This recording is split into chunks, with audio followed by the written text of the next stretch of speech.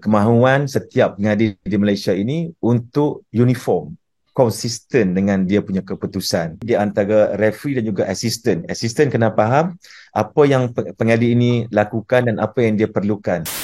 Okay, Tuan. Kita dah settle bab ASC untuk Piala Asia, tapi saya nak minta pandangan Tuan sikit. Kita tahu baru-baru ni FAM dengan MFL dah nak introduce VAR, and diorang pun sekarang referee kita pun tengah training, ongoing training untuk ni. Tuan melihat perkembangan ni macam mana untuk Liga Malaysia dengan pengenalan VAR? Alhamdulillah, kalau berdasarkan pengalaman saya, yang pertama mereka kena melepasi three phase lah, daripada peringkat introduction, kemudian peringkat simulator dan peringkat live simulator ataupun MVAR, dan juga three phase di mana kena ada live game dan sebagainya. Bagi saya satu perkembangan yang sihat, tapi dengan satu note yang penting, di mana VAR ini bukanlah satu orang kata apa, tools yang boleh menyelesaikan semua masalah. Tidak, ya.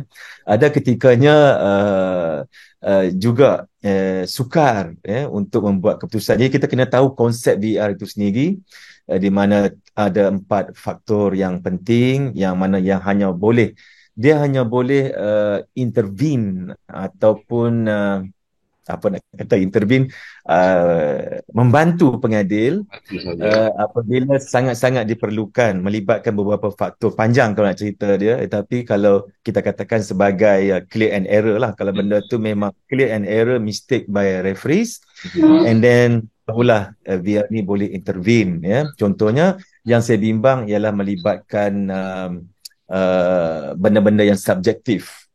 Contohnya bila katakan melibat penalti.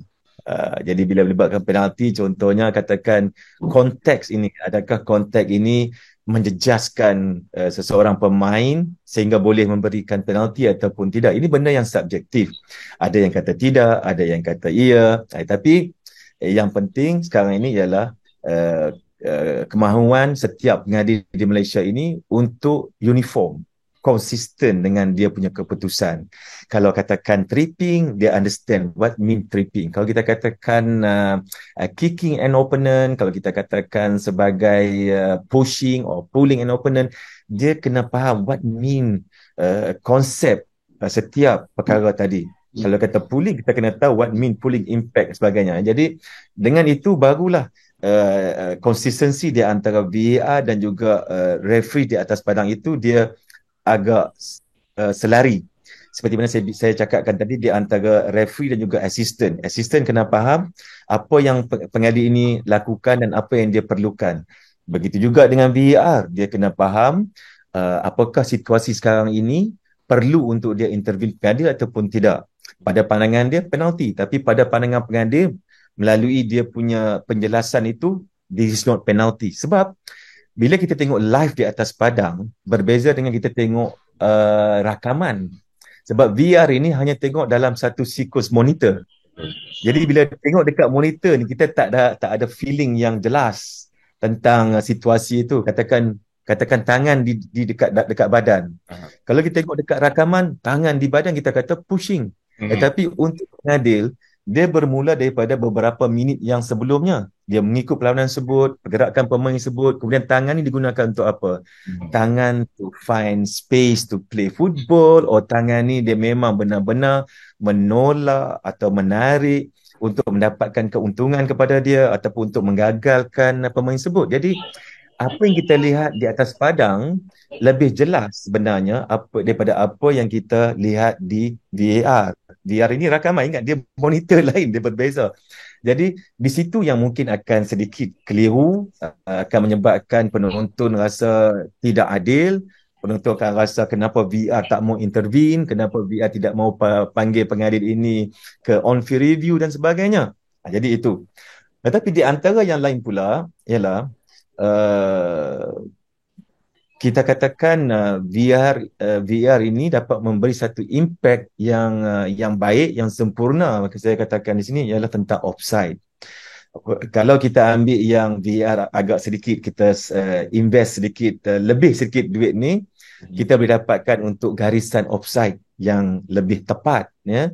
Sebab kita tahu broadcast juga dia ada buat, kadang-kadang dia buat garisan Ah, offside tak offside, tapi itu garisan yang imagination, yang tidak ada kalkulatif, dia tidak ada perkiraan.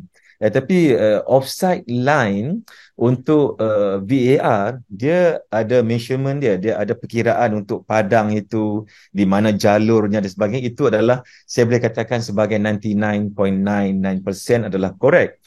Dia ada vertical line, dia ada crosshair dan sebagainya. Jadi ini akan memberikan input yang lebih baik, yang sempurna untuk tujuan mengenal pasti sama ada offside tersebut jelas ataupun tidak. Ya, jadi itu antara faktor di mana ada factual decision dan juga ada subjective decision. Jadi VR ini ada dua benda yang dia cukup suka kalau benda tu melibatkan faktual. Faktual ni contoh bola keluar masuk, kita boleh tengok ah, senang. Kalau offside, posisi dia offside, di mana offside, shoulder ke ataupun bahagian dada dia kan. Jadi kita bila faktual. Tetapi untuk subjektif, yang mana melibatkan keputusan pengadil, contohnya berikan penalti, itu yang paling-paling banyak berlaku lah, beri penalti, betul ataupun tidak, adakah dia perlu intervene, decision referee ataupun tidak. Jadi dia kena ada perkiraan tertentu, yang mana ini melibatkan proses latihan daripada sekarang lah, proses latihan di apa tu di yang dikendalikan, yang katakan Arif tadi, katakan di FAM dia ada simulator training dan sebagainya. Maka itulah sangat penting, di mana VR ini tidak boleh digunakan sewenang-wenangnya. Tak boleh nanti sikit-sikit VR, sikit VR. Tidak, ada masa yang tertentu sahaja yang boleh kita praktiskan atau kita gunakan VR. Cuma berdasarkan pengalaman, berdasarkan kualiti insiden yang berlaku dalam Liga Malaysia kebelakangan ini, saya yakin VR ini dapat digunakan dengan baik. Jadi itu pandangan saya lah untuk yang VR ini. Ya. okey tuan. Terima kasih banyak tuan. Ya. Luangkan masa kita panjang juga. Cuma nanti kena jumpa lebih panjang. InsyaAllah, insyaAllah. Okey tuan, akhir kata daripada saya terima kasih banyak tuan sebab sudi luangkan masa untuk kita. Mungkin insyaAllah satu hari nanti boleh kita jumpa sekali lagi untuk lagi satu kali eksklusi interview panjang lagi ke tuan. Tuan? Boleh, boleh. InsyaAllah, insyaAllah. Tak ada masalah. Okay. InsyaAllah mungkin bulan, apa sekarang ni, bulan September, no, Oktober. Mungkin Oktober nanti, insyaAllah. Ya. Okey tuan, boleh tuan. Okey, terima kasih. Assalamualaikum tuan. Waalaikumsalam warahmatullahi wabarakatuh.